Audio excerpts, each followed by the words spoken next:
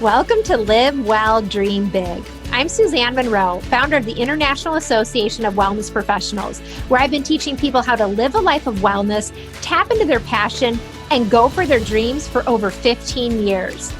I believe living well and dreaming big starts with ourselves. This podcast will show you how to create a healthy, holistic life, empower your mindset, follow your dreams, and make a big impact. Let's dive in right now. Hi, everyone. Welcome back to Live Well, Dream Big. Thank you so much for joining me for another episode. To drink or not to drink? Alcohol, it's a controversial wellness topic. And in today's episode, I'm talking with IAWP certified holistic wellness coach and drug, solvent, and alcohol abuse counselor, Helene Larocque. And together we're hashing out all things really related to drinking alcohol because while we've been told it could be heart healthy and maybe drinking in moderation may have some health benefits, wine has antioxidants. On the other hand, some recent studies say that no amount of alcohol is safe or healthy and actually affects the brain. So Helene will be sharing her personal journey and story and how she's helping people today. And we're going to get to the bottom of this. So listen on in. And finally, if you enjoy this episode and you want to hear more, be sure to subscribe so you don't miss an episode. And of course, share the show with a friend. All right. Thanks again for tuning in. Let's get started. Welcome to today's episode, To Drink or Not to Drink. Today, I'm talking with a special guest, Helene Larocque. And since 2016, Helene has been providing coaching services to women aged 45 and up who are really tired of the vicious cycle of drinking alcohol as it robs them of energy, time, money, self-confidence, and vitality. She guides them in how to lose the booze, as she calls it, as they go and experience better mental and physical health to achieve a life of freedom and peace and clarity. In 2018, she became an IAWP certified holistic wellness coach and a Wellness 360 leader through the International Association of Wellness Professionals. And in September 2020, she obtained the drug, solvent, and alcohol abuse counseling diploma to help her further her work in this area. Helene also volunteers in her current workplace as a wellness facilitator, providing programs, activities, and resources to staff in a hospital setting. Welcome, Helene. How are you today? Thank you very much. I'm very good and very honored to be here with you. Well, I'm really so glad you're here just to share a little bit more about your story and your journey to wellness and your journey specifically with alcohol, and really just to kind of help us learn more and maybe open up to thinking about some things a little bit differently. Because, I'll say this, alcohol is one of those kind of controversial wellness topics. I mean, some studies say, okay, drink alcohol in moderation. It might actually be good for your health, right? We hear about resveratrol and antioxidants and wine, right? And then others say, no, it's definitely not. So we're going to talk a little bit more about that later today. But first, Helene, I want to talk a little bit about your story and your journey, including how you decided to become a wellness coach. So why don't we start off with that? Sure. So I've been interested in wellness for most of my adult life. And as a parent, I was a single mom, for quite a bit of years, and my daughters had issues with mental health problems. So I had to learn really fast about wellness and staying well myself in order to be able to support my girls in through their mental health journey. The other thing that kind of became a factor is, so alcohol has been part of my life since I was a child. I remember episodes where my family would drink a lot to excess. And then as I got older in college years, I decided, I joined the crowd and went out drinking. And after the separation, I found myself turning to alcohol for coping, for escaping, for numbing. In 2016, the big life-changing moment for me was that I was going to be turning 50. And in 2008, my sister passed away at the age of 50 because of her issues with alcohol. So she struggled with it and lost her life to it. And so for me, it was about, really taking stock of my life. I was turning 50 and I didn't want my life to end. I wanted it to be the rest of my life to be the best of my life. And so I decided to launch myself into a 100-day alcohol-free challenge, which I completed successfully and felt amazing. I took a little break, and then in January of 2017, I launched a Facebook group called 100 Day Success Lose the Booze. And I had a bunch of people join in and kind of, join in for the 100-day challenge. It's been running strong since then. We have about 300 members. It's a secret group, so nobody can even find the group. And it's been, amazing for me in my own journey. And I've shared kind of the highs and lows. So my specific journey was about kind of at first looking at harm reduction, looking at, reducing the amount of days that I would have alcohol. And I kept building upon that success. And this week, I'm very proud to say that I celebrate my first full year alcohol free. And I'm confident in saying that I've retired the habit for good after 42 years of experimenting with alcohol. So that's Wow. where I've been and where I am now today. Wow. Well, congratulations on that. I mean, that's such a huge accomplishment and so exciting and just so inspiring, really. Well, you had this life journey with all of this, and you had that moment where your family member passed, and then just how you decided to kind of really dedicate your life to this, and now you're inspiring other people. So I'm so glad you shared that story. Let's dive in a little further. I mean, what does it mean to lose the booze, as you call it exactly? I mean, does this mean eliminating alcohol completely, forever from your life? Is this for everybody? Is this only for alcoholics? Like, who's this really for? So basically, I have a website, and I chose Lose the Booze because I wanted something catchy and something that people kind of remember. But on my website, I speak about how, if someone is just kind of questioning their relationship with alcohol, especially during the pandemic, I think, the statistics say that drinking has gone up exponentially. I think people are using it more for coping mechanism. So it's for anyone who basically wants to sort of reevaluate their relationship and maybe try to start a 30-day alcohol-free experiment. I got that idea with This Naked Mind, Annie Grace. She has a free 30-day alcohol experiment program. And a lot of the people that I've met and connected with were through that experiment and that group. But basically, it's not about, it's a very individual journey in terms of your decision about whether or not you want to be alcohol free forever, or if you just want to take a break to see how different you feel without alcohol and how your life can be different without alcohol.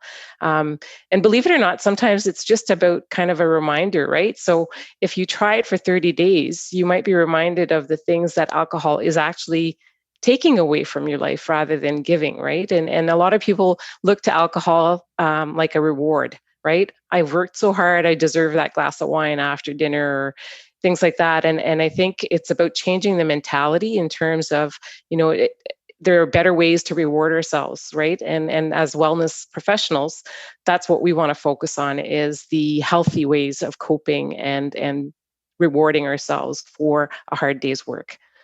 Yeah. I mean, that's really interesting. So it's really for anyone who's just like, hey, I want to try this out. I want to see and compare, really. How do I feel? And I think that's really interesting, right? You can do this with all sorts of things within wellness. And I think it's interesting. A lot of times we don't think about doing it with alcohol specifically because we think, okay, the only people who should stop drinking are those who are really have a bad habit of it, which I know we're going to talk about more in a minute. But I'm really curious about something, Elaine. Did you also have like a negative relationship with alcohol? I mean, was it something that you identified at an early age, or was alcohol always an issue in your life, or did it kind of just show up at a certain time in your life, like you kind of described what had happened to you? Was it something that you turned to because things were really bad, or was it always there? I'm just kind of curious more about your relationship with it. So I think as a child growing up, I was witness to adults drinking very heavily. I was witness to, things that scared me as a child in terms of, witnessing fights, right? Because when people drink too much, they end up arguing and fighting. And so I watched my parents argue and fight, and I saw inappropriate things happening. And then as I started drinking, I also noticed that I was allowing things to happen, like, letting my inhibitions down, undoing all of my good work when I was working out during the week and eating well. And then on the weekends, I would allow myself drinks, and it would just undo all the good that I had done during the week. It also, I think it was attracting negative things into my life, that alcohol piece, because you're at the time when we were allowed to go out, we would go to like a bar or something, and my ex-husband was a heavy enough drinker when I met him. So when I thought back about it all, I noticed just how negative it was, and there was really no benefit to alcohol in my life. And then with my daughters, I grew up and I didn't like my mom when she drank, and I thought about my daughters, and I said, I want to break this cycle. I want to break this pattern that I've witnessed since a child, and even through my adult years and relationships. I want to make this positive change, and that's been the biggest reward, is just how much my life has improved, on so many levels, because I've decided to choose alcohol freedom. Yeah, that's interesting. And let's I think it kind of makes me want to be like, let's do a compare and contrast, because I think the funny thing is like people you said, okay, there's no real benefit to it. People partaking in alcohol are like, okay, it's something I do maybe on the weekends or socially, or I have a glass of wine at night to relax. And they don't really think about maybe what the impact of that is. And I'm curious, like you say, okay, there's no benefit, and yet on the same time, it wasn't just about benefits. There were some negative things. Like, can you talk a little bit about like what was life like when alcohol was a part of it, and like kind of what life is like now, just to kind of paint this picture between the two? Because I think if you're someone that does drink, you might be like, well, I don't know, I haven't really thought that much about this. Right. So I think the biggest thing for me was the energy levels, the confidence. So when I was drinking, obviously I wasn't sleeping as well. So in turn, that following day, you're not as productive, or as you're not as clear-headed as you would be had you not been drinking.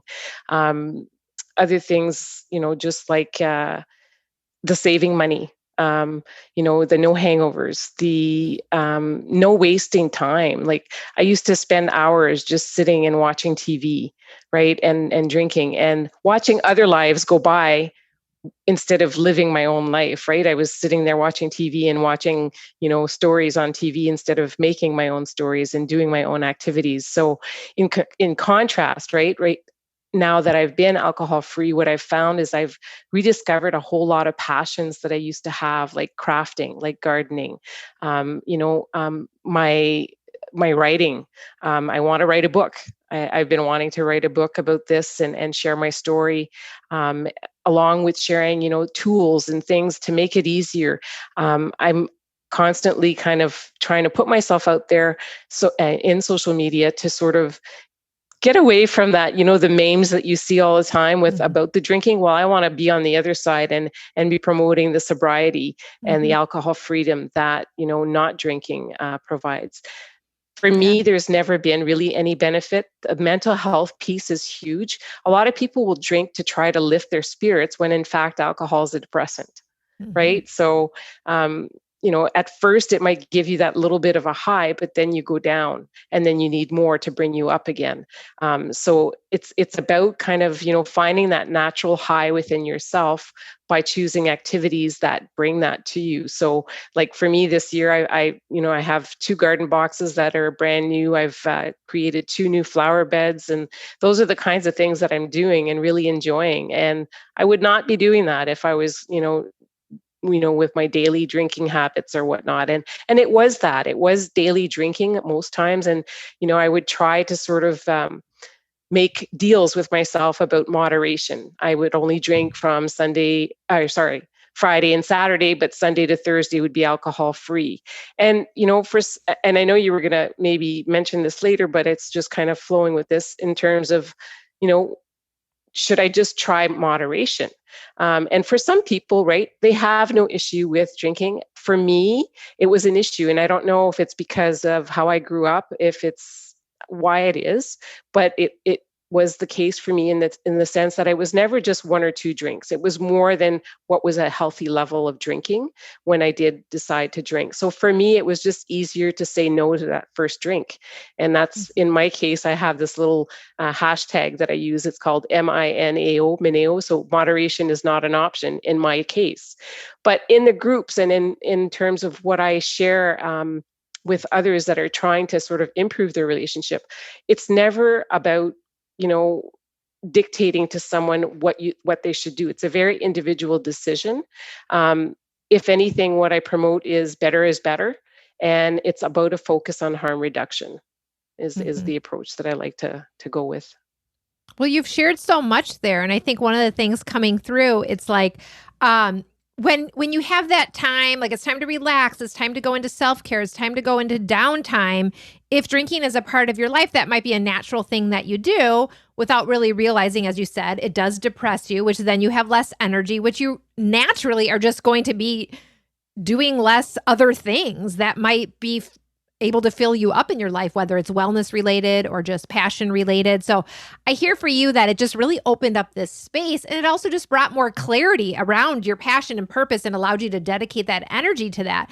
And I'll just share my own experience with alcohol as well. I'm a person I've never really drank that much. Sure. I mean, my parents weren't big drinkers or anything like that, but sure, as I went off to college, you went to the usual college parties, stuff like that. And then in my adult life, it was never a big part of my social life. I used to enjoy kind of like the occasional glass of red wine. With that said, though, as I got more and more into wellness, and definitely even in the last past several years, I kind of just faded away. And I just kind of said, I just decided to stop drinking altogether.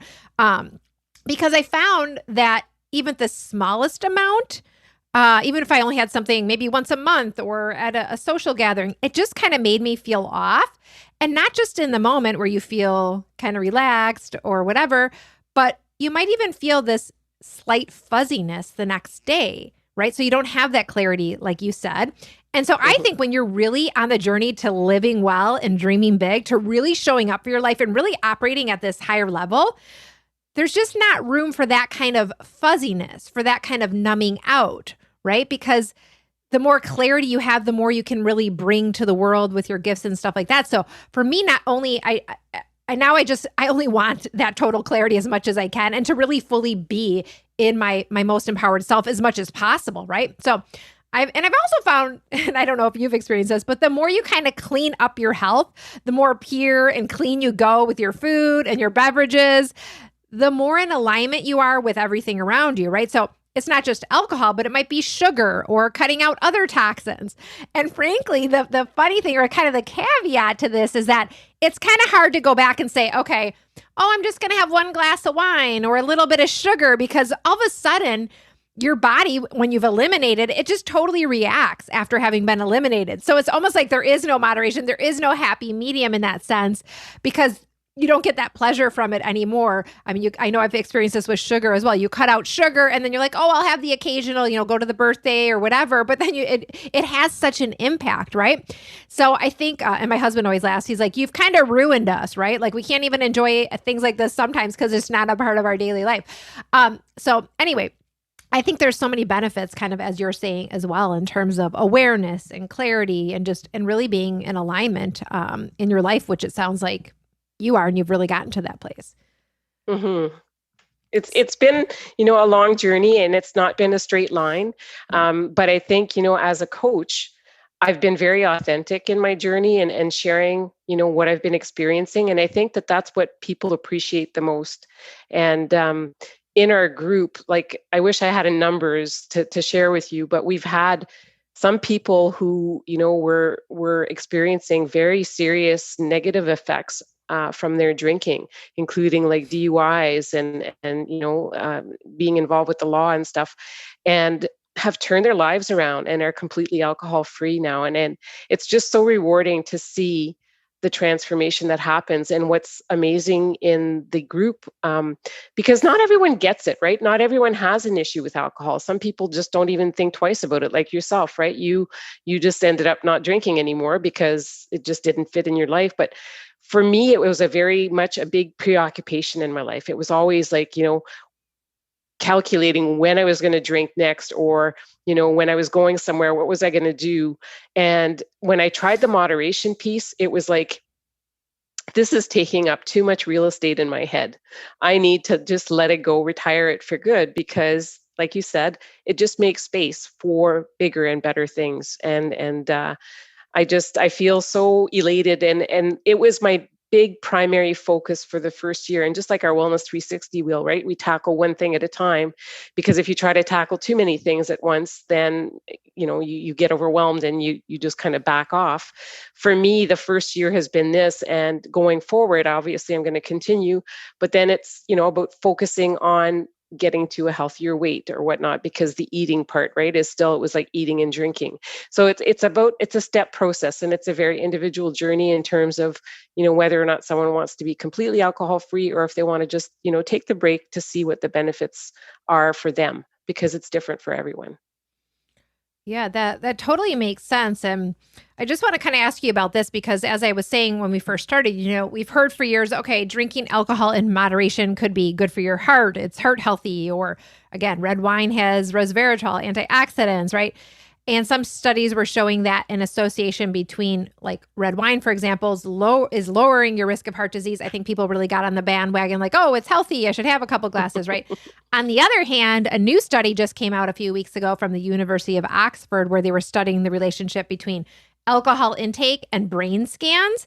And the researchers found that, I guess, drinking had an effect on the brain's gray matter. So those are the parts of the brain where information gets processed.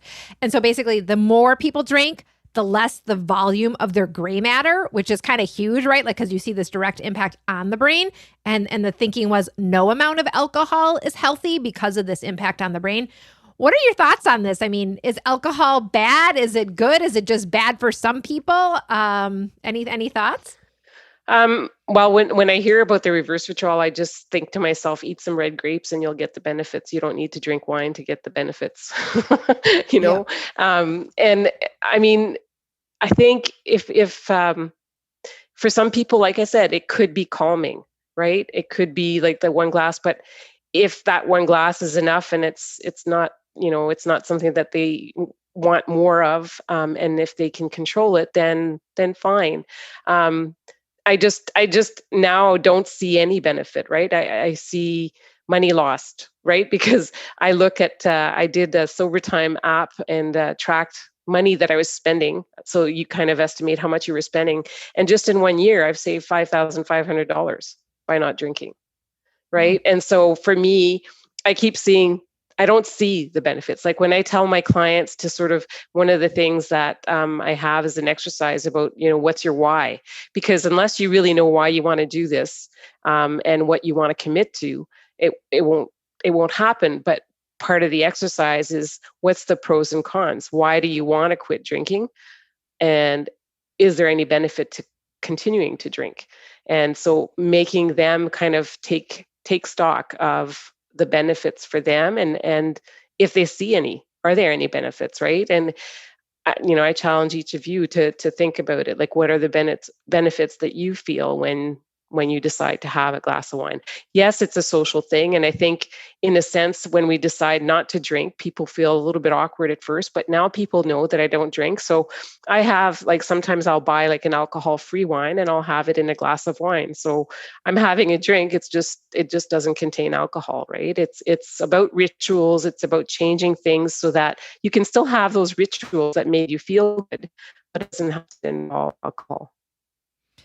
Yeah, I think that's such a good point. And, I used to live in Spain and I lived there. I went there, I studied there in college, and then I moved there for several years after. And I'm thinking about that right now because having a glass of red wine was really such a part of the culture. And you do hear a lot about the Mediterranean diet, and that's kind of like, a part of it. And I think what's interesting is that, as you said, there could be actually some benefits, there could be health benefits, but those same health benefits could be found somewhere else, eating grapes or obviously eating other antioxidant rich vegetables and foods. And because of all the other layers surrounding alcohol, it's like, does that really weigh out? Yeah, there's benefits, but those benefits could be achieved elsewhere. And there's too many potentials for it impacting your life negatively. I think one of the biggest things right now we're seeing is that there's just this desire for people, especially in the technology that we have now, the society that we live in now, to want to find a way to numb out. Right. And I know we've probably all experienced this. I do too.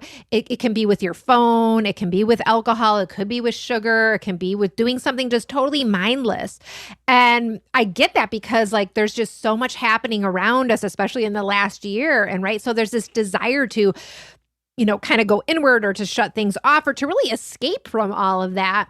And so I think you're right. I'm sure we probably have seen a big increase in drinking over the past year, but just even over the past decade as our world has changed. But I love what you're doing because it's about educating people to say, okay, there's other ways to care for ourselves. There's other ways to slow down and not numb out, but kind of really, really care for ourselves in the way that our body's asking us to.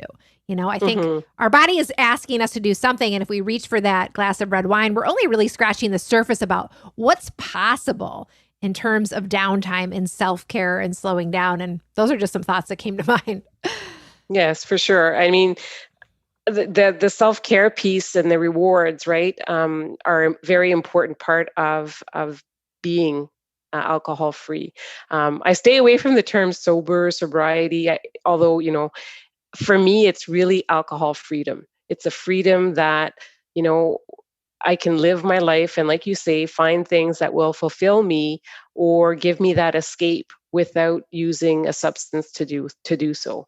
Mm-hmm. um, and like things like just simple things like meditative walking, right, taking a nice walk and just like looking at the flowers and zoning right out, and putting your technology away, and just kind of the meditation piece is huge, right, and it's something that a practice that I try to put into place, at least every other day or every day if possible, right, because that's kind of my grounding.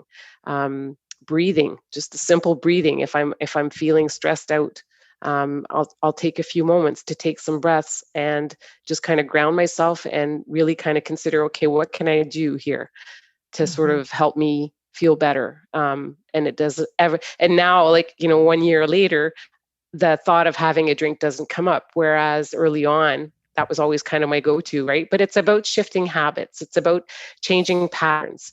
And I think in society in general, right, people still think a lot that way, in the sense that, let's go and have some social drinks. Like we were just having, I had an association, I'm a part of the administrative association as well. And they were talking about, a board meeting with cocktails. And I said, well, and trying to sort of encourage people not to plan things around cocktails, but more about the social piece and connecting, but not necessarily involving actual drinks. I love that you share that too, right? Because socially, it's kind of interesting. It's like, going to a party, having alcohol is going to allow me to kind of loosen up and be able to connect with people. But yet, it's really a crutch, right? Because we're using that because we don't feel comfortable. We don't feel we can kind of be our true selves, and so it's really a lesson in, can I be my authentic self without having this crutch there to help me to do that? So there's so many layers to this we could talk about. I know you're out there in the world sharing your important story and serving others as a holistic wellness coach and really helping people specifically who are ready to go on this journey of trying it out and maybe eliminating alcohol from their life. I love you talk about alcohol freedom. What is different about your approach, say, compared to traditional programs like Alcoholics Anonymous that, of course, has provided so much support to so many people to find a path without alcohol? So I know that Alcoholics Anonymous has helped numerous people. I've actually even tried attending an Al-Anon meeting just because I was, the child of parents who drank quite a bit. I think for me, it didn't resonate with me. I didn't feel a connection with the program.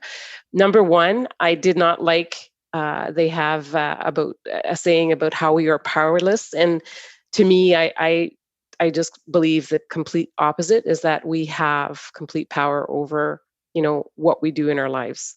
It comes with our choices and our decisions. And so I think, and it was, I think with the 12 steps, it's very religious based. And so for me, I just didn't click with me.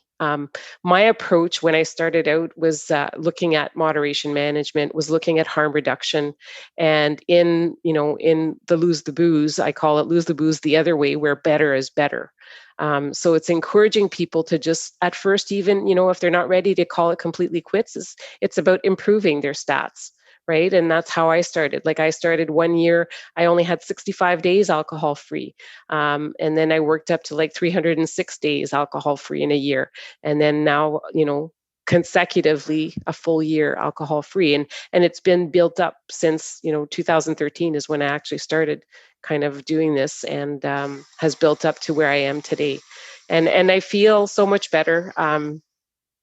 The rewards of it far outweigh the challenges that I've met, and throughout the experience, my daughter has been experiencing severe like mental health issues and crisis after crisis, and that used to be my way of coping, right? But it was just kind of compounding the issue, because then I was feeling anxious after the fact, and I was feeling like, what if something happens and there's a crisis and I get a call and I can't go because I had a drink.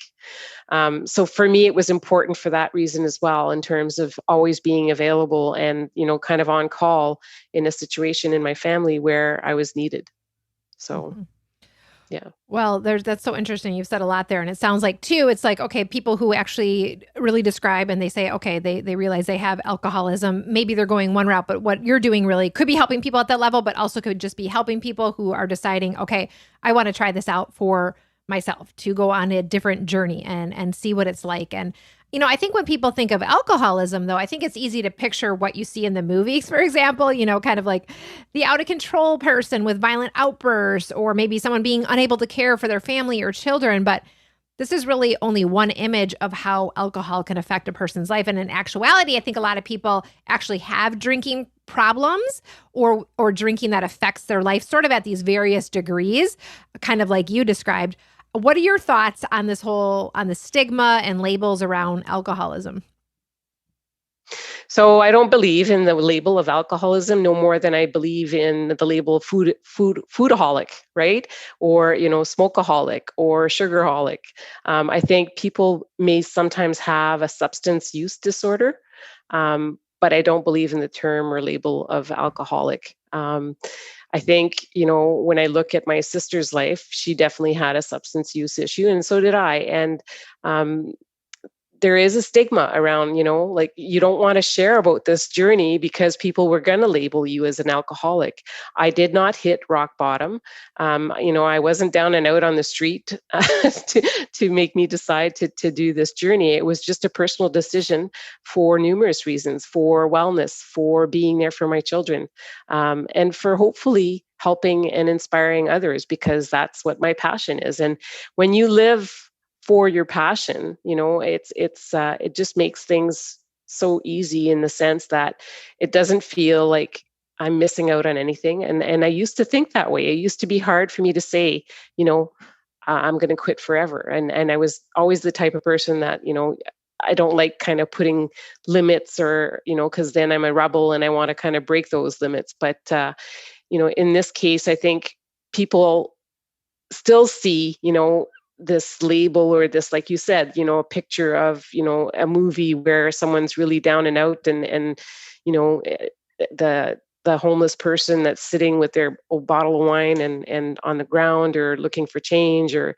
um, it's just labeling, right? And I don't believe in labels. And I think everyone's story is very individual, and nobody knows what that person has lived or why they are experiencing issues with alcohol. And I think I've learned that through the group, where I've seen so many different stories and people from all kinds of backgrounds, who were just afraid to share in a public kind of space, and did not fit with Alcoholics Anonymous either, did not believe in that same I guess the practice of AA, and so this group was better for them. And I encourage people in the group, like, people may still be drinking while they're in the group, and so I encourage them to share their struggles, or why they felt they had to drink, so that they can talk it through. And with the group members that have successfully stopped drinking, they can share how they got through it without alcohol. And so I think it's just been a great place for support, and having that community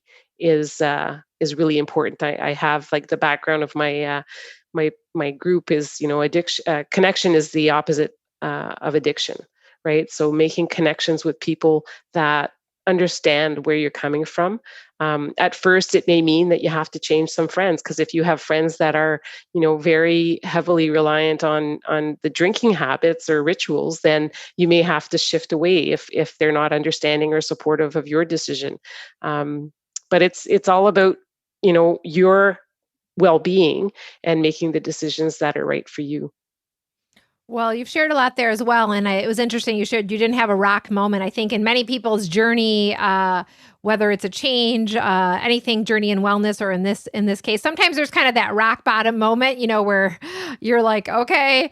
I always think of Elizabeth Gilbert in her book Eat, Pray, Love. She's laying on the bathroom floor, right, in the middle of the night, and she's like pleading to God, please show me the way. Like that's the rock bottom moment, right? Another person's rock bottom moment might be okay when things just hit their very worst. They know they can't go on anymore like that. Maybe you didn't have that rock bottom moment, but there's also kind of the light bulb moment, where you're like, okay, things get to a bad place. Maybe it's not as ugly as it could have been, but you still have this light bulb moment where things kind of turn on and you're like, wait, there is a different path. I can do things differently. I can go on a new path. And in wellness, for a lot of people, it could be that they, had a struggle with a particular health concern, or maybe a family member had an illness, or they lost their job, or have gone through some major transition. And it's kind of this light bulb moment, almost this trigger moment when they decide to do something.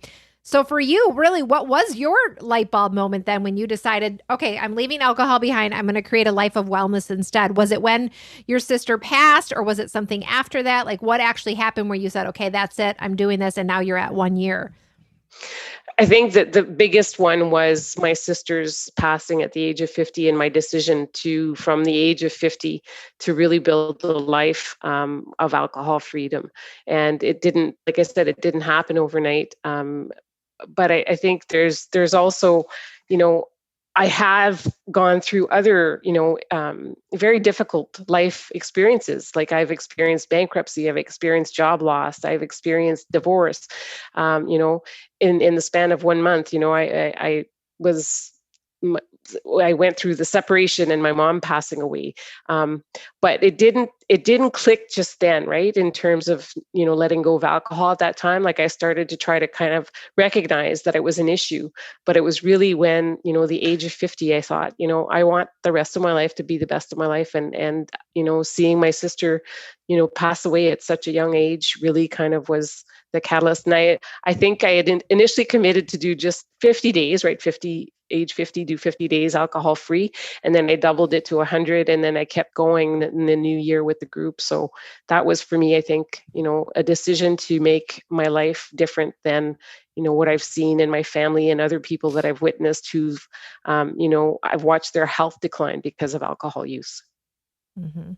And alcohol freedom is also very anti-aging. I think one of the comments that I've had when I do the face-to-face comparison, within 30 days, I tell people, you want to, never mind the creams and products, just stop drinking alcohol for 30 days and take a picture of yourself on day 1 and day 30, and you'll see the difference in your eyes and your skin glowing and so many other things.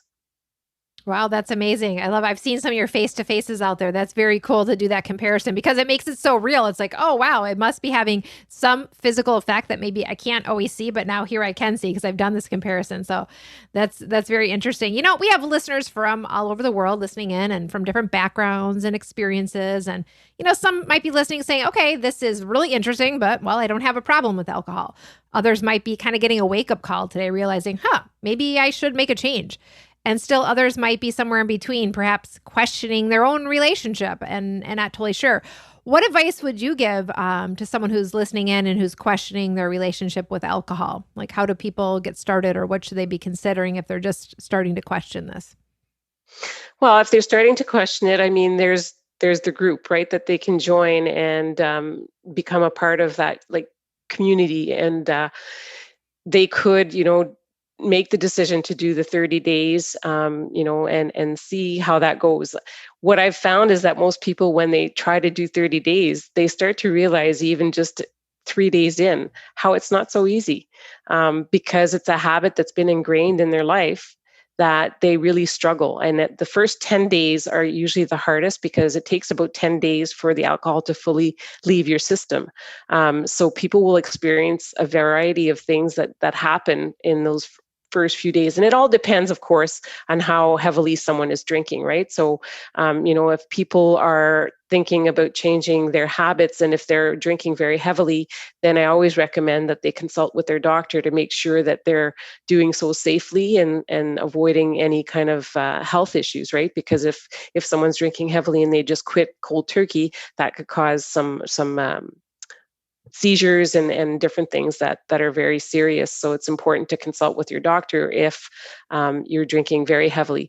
If it's someone that's just kind of wanting to sort of maybe improve their statistics and just take a break, or it's the program that I offer. I offer two different programs. I offer support. Coaching support for 1 month or for 100 days. And the 100-day one is, so I have like a private paid group. It's called Alcohol Freedom Goal Getters. And in there, again, I always kind of connect with the client before they start and ask them, right, what's your intention? Do you want to be like completely alcohol free, or are you just looking to improve? So I kind of communicate with the client to see what it is that they want. And that's why I also have that exercise that I share with them, right, about what's their why and what's their commitment.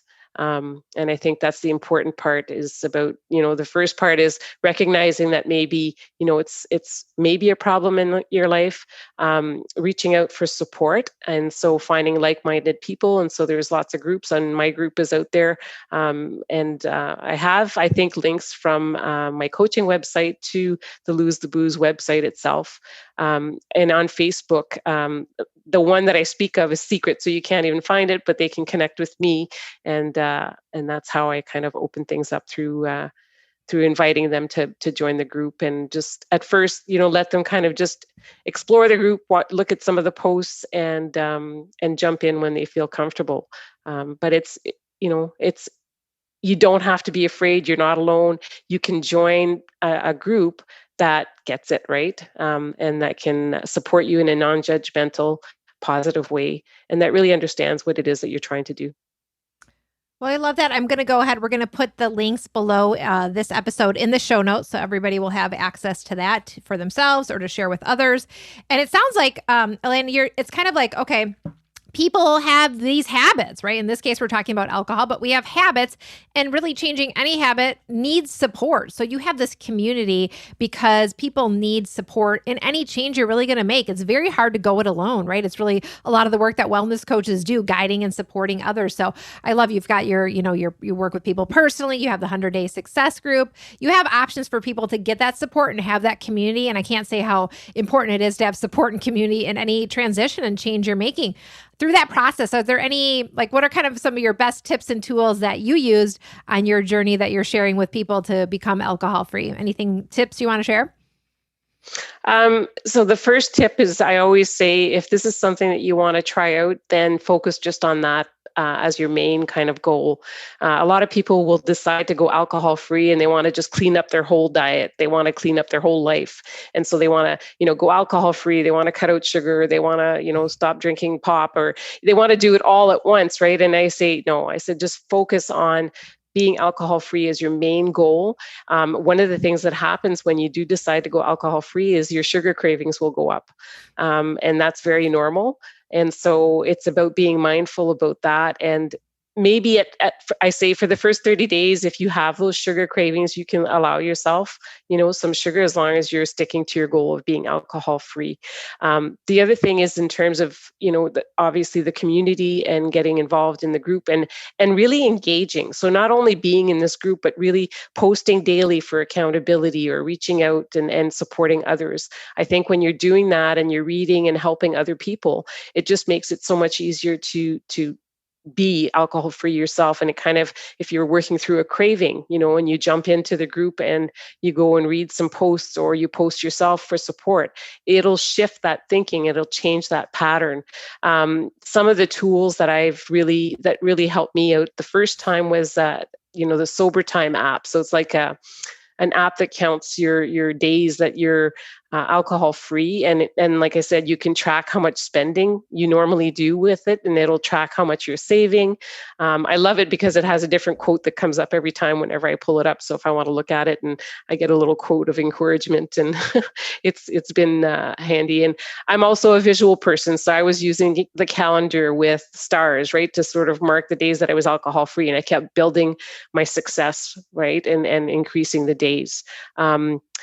The references in terms of some of the books and things that have helped a lot. This Naked Mind by Annie Grace is a huge one. The 30-day alcohol experiment is a free one that she offers.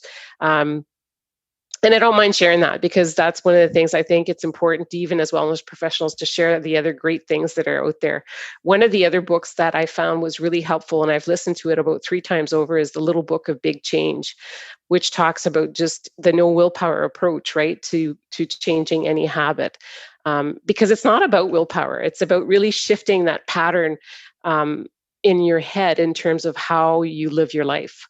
Right. And so when you come home at the end of the day and you're stressed out and you want to drink, well, what I started doing is, when I came home at the end of the day, I changed it to my workout clothes and I did a workout. Right. So it's about shifting the regular routine and habits that you had and replacing it with something healthier, and doing it on a consistent basis. Right. So the 30 days is like, do one thing for 30 days and then you can look to add something else. I love that. It's that whole idea of adding in, taking it step by step, as you know. And I think, too, it's really, I love that you said it's not about willpower, right? Because it's the same thing when we talk about wellness and we talk about food and any change you want to make, as you're saying. Like, if you try to diet or you try to deprive yourself or you put willpower, it's going to be a short-term fix. It's not sustainable, right? So I love how you're making it sustainable for people with the support, with the community you have, and really taking them through the tools and doing it in a way that's doable.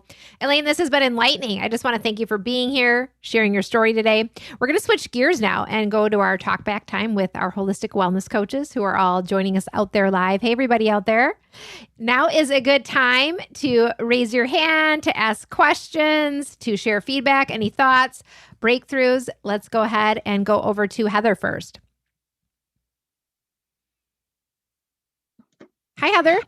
Hi. Thank you so much. That was fascinating, as always.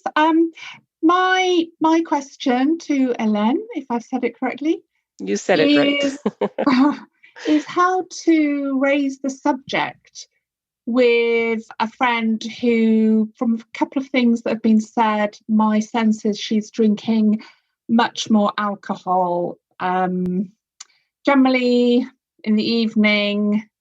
And she's quite sensitive, and I listen, but I'm not quite sure what to say to her. So any thoughts or any suggestions that you have would be most welcome. So that's like, as you say, it's a very delicate kind of situation, right? It's a sensitive topic. And so it's hard to sort of be able to say to someone, well, I think you have a problem.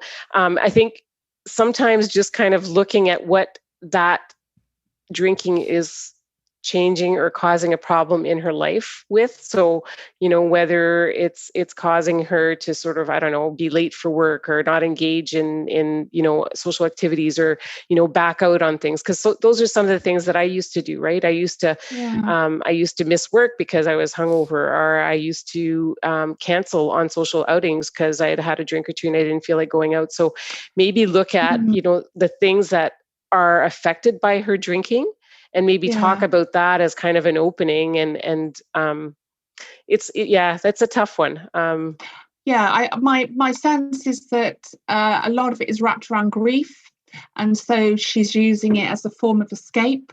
Right. And excessive running. So I think it depends on how close you are in terms of being, maybe mentioning that, I understand that you're grieving, and that maybe you're having a hard time coping, and maybe suggesting other things that she could be doing to sort of cope with the grief, right? Rather than highlighting like you're drinking too much. Yeah. Right. Okay. Yeah. Thank you so much. Appreciate it. You're welcome. Yeah. And I'll just add to that, Heather, I think that in anything, like in this case, you think, okay, alcohol, maybe it stands out, right? Because of of the effects that it has, but it could be anything that you see someone doing. And as we always come back to, okay, as wellness coaches, holistic wellness coaches, we are guides for people. We're not the guru. We're not necessarily telling someone, and someone has to be ready for any change in their life. What is the old adage? Like, the teacher appears when the student is ready, right? So if the person isn't saying, hey, I need help. Hey, what are you doing? What could I be doing? It's really hard, but it can be hard to be that person. But we also don't need to be totally attached to their experience, knowing that their journey might take them maybe to a rock bottom moment. Maybe they need to go to that place to really realize they need to make a change. So some of that non-attachment can be, I think, very difficult, but just knowing that when to keep being the role model and example you are, right? And we don't need to tell someone what to do, but we can say, hey, here's what I'm doing today. Here's what I'm focused on, right? Bringing that light, bringing that energy continues to amplify the conversation. Right. And when that person is ready, you will be that person that they connect with because they see how you're living your life. Thank you. That's a great suggestion. Yeah. Thank you for that. Well, thanks for your question. I love it. Anybody else out there? Questions, thoughts, breakthroughs, ideas?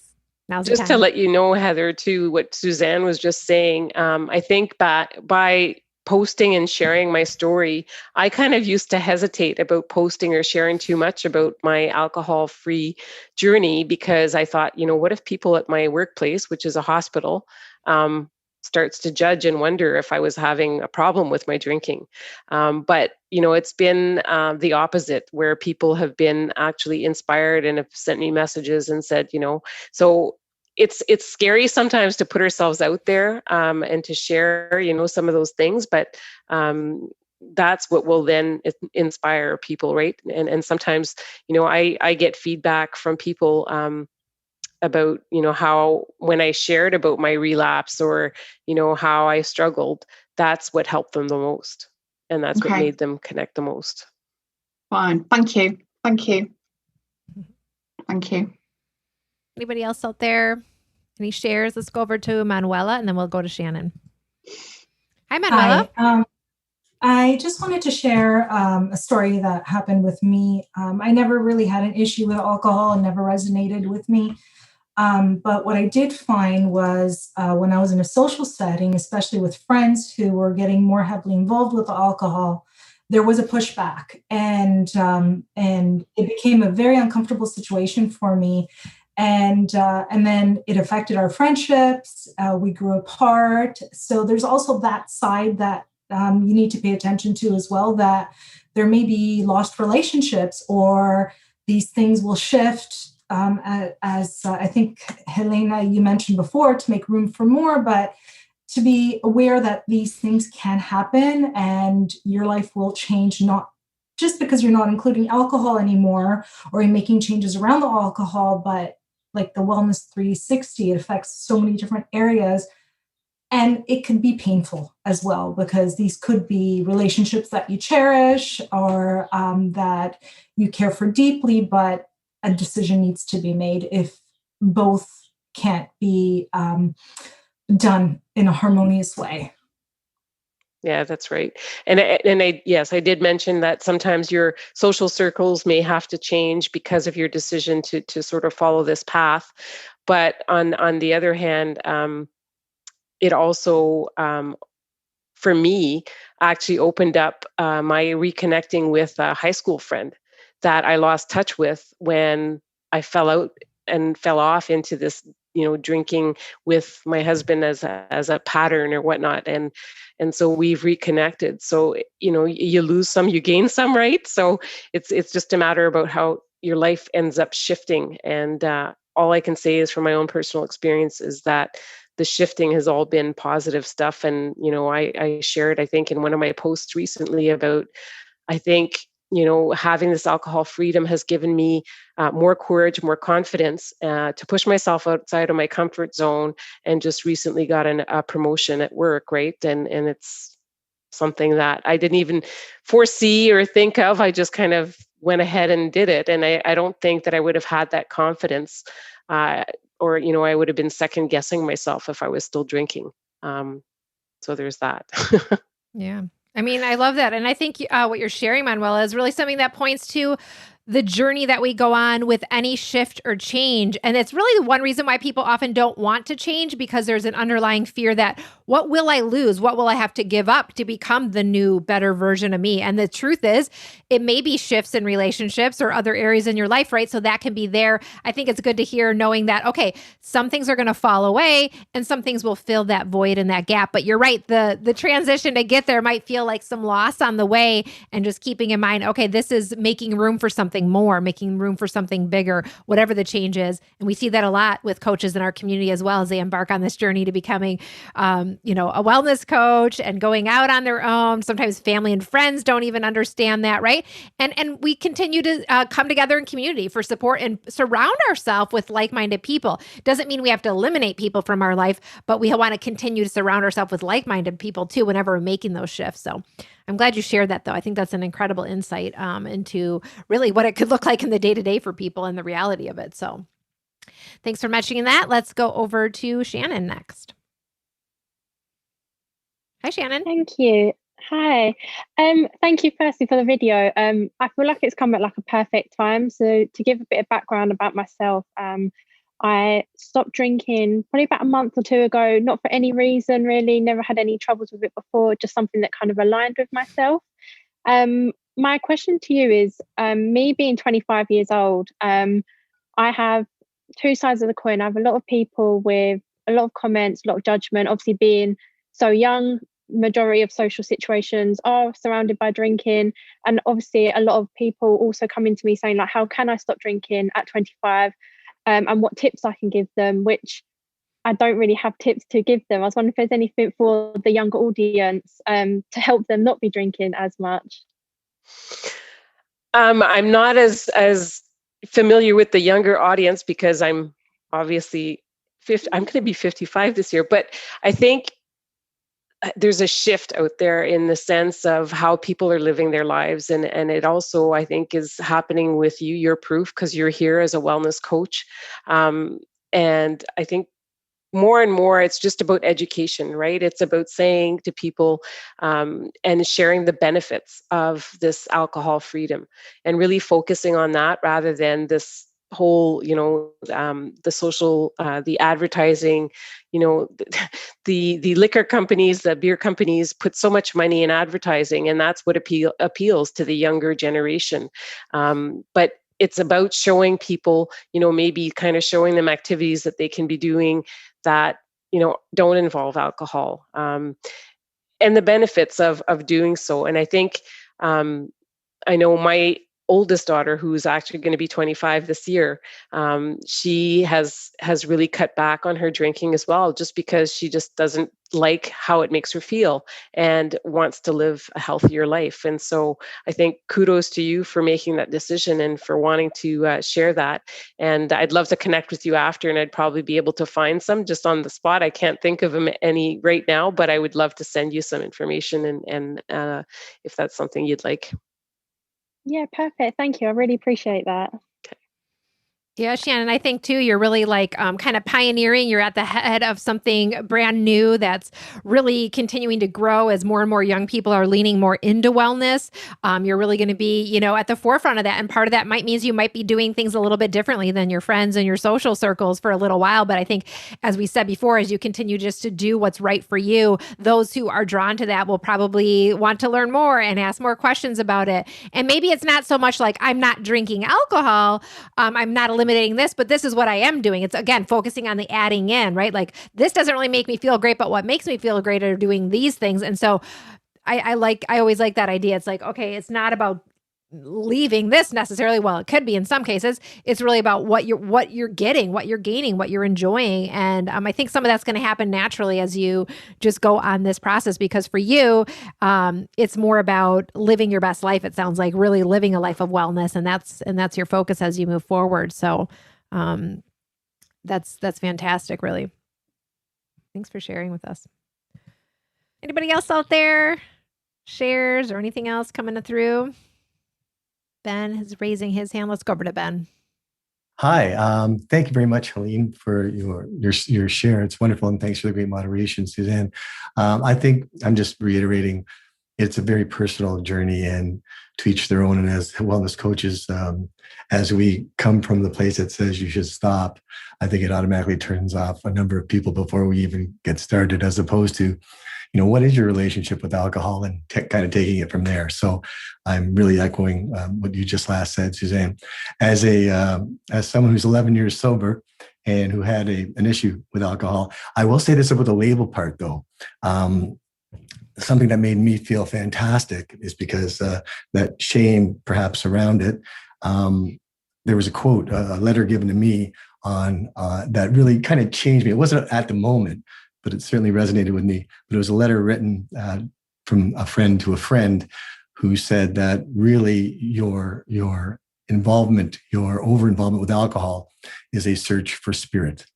And if you can just tweak that a little bit and find your spirit somewhere else, and instead of alcohol, perhaps you'll be better off. You'll be more well. And I'll share that with you. I love that so much. It really resonates. It really makes sense, right? And anything that we do, especially anything we overdo, we're looking for something, whether we're numbing out or we're addicted to something. We're really on a spiritual journey in many cases. So I love that you said that, right? Because where can you find that spirit? Congratulations on your 11 years, Ben. Yeah. Hey, first year was the toughest. Yeah. Thank you. Congratulations. Well, it has been so fun being here with everybody today. As usual, thanks for joining us for this enlightening conversation to learn a little bit more about alcohol freedom, as well as just living your best life. I really enjoyed being with everybody today. And thank you, Elaine, again for being here with us and sharing your story. Thank you very much. It's been a great experience, and I appreciate all of your comments. I look forward to connecting with you either through Thrive. I'm in there. I'm not sure if anyone there or everyone here is there, but look forward to connecting there. And thanks to everyone who's listened in today. I look forward to our next conversation. We'll talk to everybody again soon. Take care. Bye-bye. Thank you for joining me for today's episode of Live Well, Dream Big. I hope you enjoyed today's conversation, and I want to invite you to take your next step toward living well and dreaming big by downloading the Live Well, Dream Big lifestyle book. It's the ultimate guide to becoming your best self and living life on your own terms. You can grab your complimentary copy by going to the link in the show notes or heading directly to iawpwellnesscoach.com/guide. That's iawpwellnesscoach.com/guide.